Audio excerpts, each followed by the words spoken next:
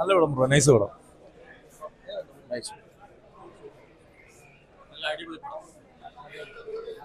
Super പടം. രാജോട്ടൻ bless ചിത്രം super. കിടിലം മേക്കിംഗ്. സൂപ്പർ, ഒരു രക്ഷയില്ല. പൃഥ്വിരാജ് ഞെട്ടിച്ച് ആ നോവൽ വായിച്ച അത് തന്നെ ഓരോ വരികളും അതുപോലെ തന്നെ എടുത്തു വെച്ചിട്ടുണ്ട്. ബ്ലസ് ശരിക്കും ഞെട്ടിച്ച്. ക്യാമറ വിഷ്വൽസോ ഒക്കെ അത്യുഗ്രം, ഒന്നും പറയില്ല. സൂപ്പർ. ഇത്രയും പെർഫോമൻസ് ഒന്നും പറയില്ല. ഉറപ്പായിട്ട് നാഷണൽ അവാർഡ് ഉറപ്പായിട്ടും കിട്ടും. ആ ഹൈപ്പ് ഇതിനാണ്. അത്രയും ഹൈപ്പ് ഉണ്ടോ എന്ന് തന്നെ പടം കണ്ടു കഴിഞ്ഞാൽ സംശയമാണ്. അത്രയ്ക്കും ഉഗ്രനാണ് പടം. കാരണം അനുഭവിച്ച് തന്നെ അറിയണം. പ്രത്യേകിച്ച് ഇവിടെ ഓഡി വണ്ണിൽ എക്സ്പീരിയൻസ് സൂപ്പറാണ്. നല്ല തിയേറ്റർ എക്സ്പീരിയൻസ് ഉണ്ട്.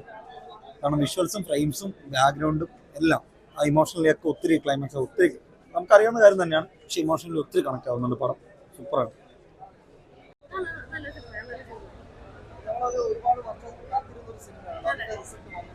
അത് തീർച്ചയായിട്ടും ഉണ്ട്.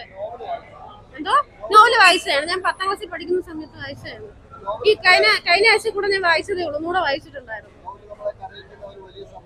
അതെ, വന്നിട്ടുണ്ട്. നന്നായിട്ട് ചെയ്തിട്ടുണ്ട്. ഒന്നും പറയില്ല.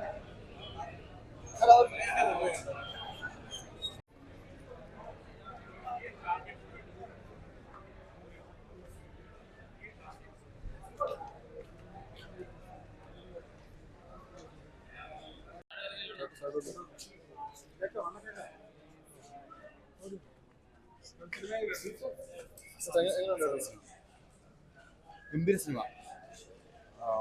നമ്മുടെ സിനിമ ലോക സിനിമയായി. നല്ല പടം കേട്ടോ.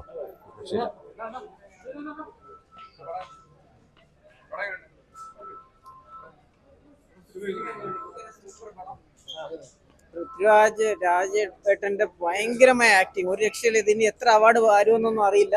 ഭയങ്കര ഫീലിംഗ് ആണ്. ഇമോഷണൽ ആയിട്ട് എല്ലാവരും കരയാതെ ഇറങ്ങാൻ പറ്റില്ല. ഭയങ്കര നല്ല മൂവി. ബ്ലസ്സിയുടെ സ്ക്രീൻ പ്ലേ, ഡയറക്ഷൻ ഒരു രക്ഷയില്ല. ഓരോ സീനും അതുപോലെ മനോഹരമായി എടുത്തേക്കുന്നു. അതുപോലെ ഗോകുലിന്റെ ആക്ടിങ്, ജിമ്മി ജീന്റെ ആക്ടിങ് ഒരു രക്ഷയില്ല. ഭയങ്കരമായ ഒരു പടമാണ്. ഇതൊരു മലയാളത്തിലൊരു വേറെ ലെവൽ പടമാണ്.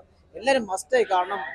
ഭയങ്കര ഒരു ഫീലിംഗ് ആണ്. എന്നുവെച്ചാൽ എന്താ പറയണ, ഇപ്പോഴും അതിൽ നിന്ന് മാറിയിട്ടില്ല. ഒരു ഈ ഗൾഫിലൊക്കെ പോയി കിടന്ന് കഷ്ടപ്പെട്ട ഒരുപാട് പേരുടെ ലൈഫ് അത് ഡിപ്പിക്ട് ചെയ്ത് ഭയങ്കരമായി കാണിച്ചിട്ടുണ്ട്. അപ്പൊ നമുക്ക് ഭയങ്കരമായിട്ട് ഇൻവോൾവ് ആയി നമുക്ക് മനസ്സിലാവും. അത് നല്ല രീതിയിൽ ഭയങ്കര ബ്യൂട്ടിഫുൾ ആണ് അത് കാണാനായിട്ട്. അത് മസ്റ്റ് വാച്ച് ആണ്. എല്ലാവരും തിയേറ്ററിൽ തന്നെ കാണണം എന്നാണ് ഒരു റിക്വസ്റ്റ് ഉള്ളത്.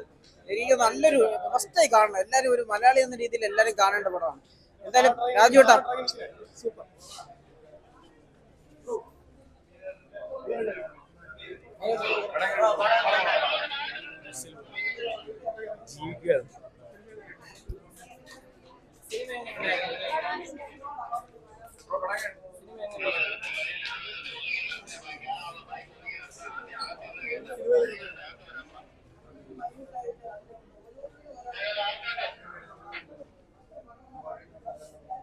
ആക്ടിങ് എങ്ങനെയുണ്ടായിരുന്നു? സൂപ്പറായിരുന്നു. പറയണ്ടല്ലോ, അടിപൊളിയായിരുന്നു.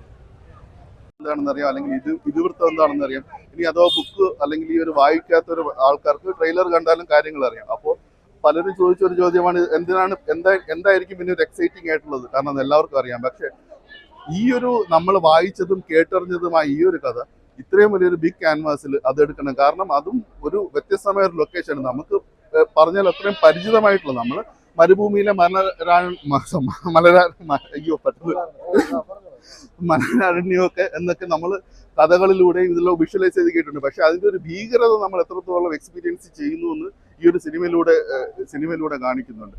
ഈ ഒരു കഥാപാത്രം, അതായത് തൻ്റെ പ്രതീക്ഷകളിൽ നിന്നും തൻ്റെ സ്വപ്നങ്ങളിൽ നിന്നും എല്ലാം മാറി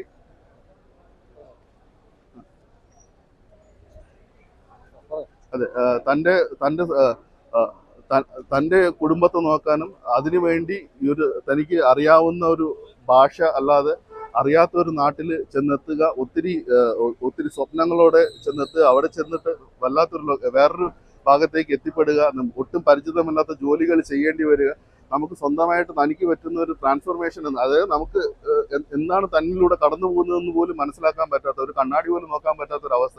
കണ്ണാടി നോക്കുമ്പോഴാണ് അദ്ദേഹത്തിന് വരുന്ന ഒരു മാറ്റം എന്താണെന്ന് പോലും അത് തിരിച്ചറിയുമ്പോൾ അത് എത്രത്തോളം ഭീതിതമായിട്ടാണ് അദ്ദേഹത്തിന് അത് ഫീൽ ചെയ്യുന്നത്. ഇതെല്ലാം നമ്മുടെ പ്രേക്ഷകരെ നമ്മളിലേക്ക് എത്തിക്കുന്നുണ്ട്. അത് ഈ ഒരു നോവലിൽ വായിക്കുമ്പോൾ കിട്ടുന്ന അതേ ഒരു ഫീല് തന്നെ ഈ ഒരു വിഷ്വലൈസിംഗ് ഉണ്ടോ? ഞാൻ ഇതിന് ഇല്ല ഞാനിത് നോവൽ വായിച്ചിട്ടില്ല, ഇതിന്റെ ഒരു കഥ കേട്ടിട്ടുണ്ട് വായിച്ചറിഞ്ഞവരിൽ നിന്ന്. അപ്പൊ ഞാനത് വ്യക്തമായി വായിക്കാത്തതുകൊണ്ട് എനിക്കത് നമ്മള് ചിലതൊക്കെ നമ്മൾ വിഷ്വലൈസ് ഇങ്ങനെ ആയിരിക്കും, പക്ഷെ അതിൽ നിന്നെല്ലാം വ്യത്യസ്തമായിട്ട് നമുക്ക് എല്ലാവരുടെ പെർസെപ്ഷൻ വ്യത്യാസമായിരിക്കും. അപ്പൊ ഞാൻ കണ്ടറിഞ്ഞതും കേട്ടറിഞ്ഞതും എന്നുള്ള രീതിയിലായിരിക്കും ഞാനത് എക്സ്പെക്ട് ചെയ്യുക. പക്ഷെ അതിൽ നിന്നെല്ലാം വ്യത്യസ്തമായിട്ട് എന്തോ നമ്മൾ സാധാരണ ഈ ഒരു ലൊക്കേഷനിൽ അകപ്പെടുക. അപ്പോഴും നമ്മൾ വിചാരിക്കും ഈ ഒരു ലൊക്കേഷനിൽ ചിലപ്പോൾ അങ്ങോട്ട് മാറിക്കഴിഞ്ഞാൽ നമുക്ക് രക്ഷപ്പെടാമല്ലോ, എന്തെങ്കിലും ഒരു പ്രത്യേകത. കാരണം ഈ ലോകം ഇങ്ങനെയാണല്ലോ. പക്ഷെ ഇത് മനുഷ്യരുമായി ഒരു കംപ്ലീറ്റ് ഒരു ബന്ധമില്ലാത്ത ഒരു ലൊക്കേഷനിൽ, അല്ലെങ്കിൽ നമ്മളിപ്പോൾ കേട്ടിട്ടുണ്ട് ഇപ്പം ആൻഡമാൻ നിക്കോബാറിലെ ഇങ്ങനെ ഒരു പർട്ടിക്കുലർ ഐലൻഡ് ഉണ്ട്, അവിടെ ആദിമ മനുഷ്യന് മാത്രം ഇപ്പോഴും താമസിക്കുന്നത്, അല്ലെങ്കിൽ ആമസോണിന്റെ വന്യമായ കാടുകൾ എത്തിപ്പെടുക. അതേപോലത്തെ ഏകദേശം ഒരു ഫീലിംഗ് ആണ്. കാരണം ഇവിടെ തനിക്ക് ചുറ്റും കുറച്ച് മനുഷ്യരുണ്ട്, പക്ഷെ അത് തന്നെ സഹായിക്കാനല്ല, അത് അവരുടെ സ്വാർത്ഥമായ ലാഭത്തിന് വേണ്ടിയിട്ട് അവർ മനുഷ്യനെ പോലെ തീർത്തും മനുഷ്യത്വമില്ലാത്ത രീതിയിൽ സാഹചര്യത്തിലൂടെ ഒരാളെ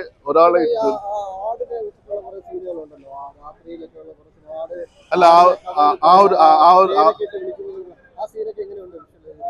ആ ഒരു പർട്ടിക്കുലർ ഇത് സിനിമയ്ക്കകത്ത് ഇല്ല. ഉണ്ട്, ആടുകളായിട്ടുള്ള കൂടുതൽ ഇന്ററാക്ഷൻസ് മീൻസ് അങ്ങനെ ഒരു മാനസികമായ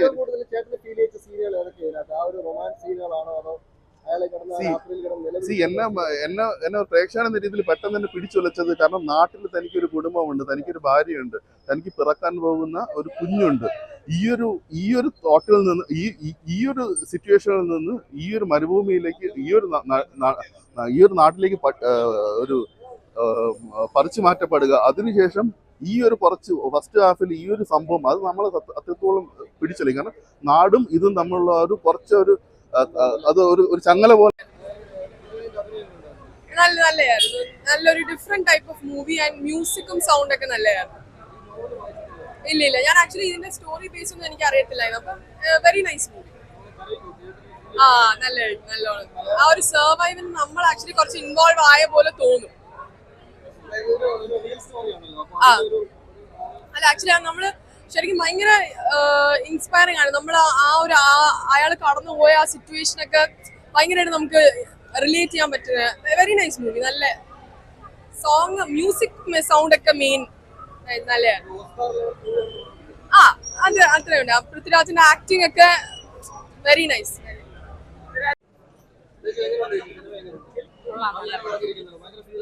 ആ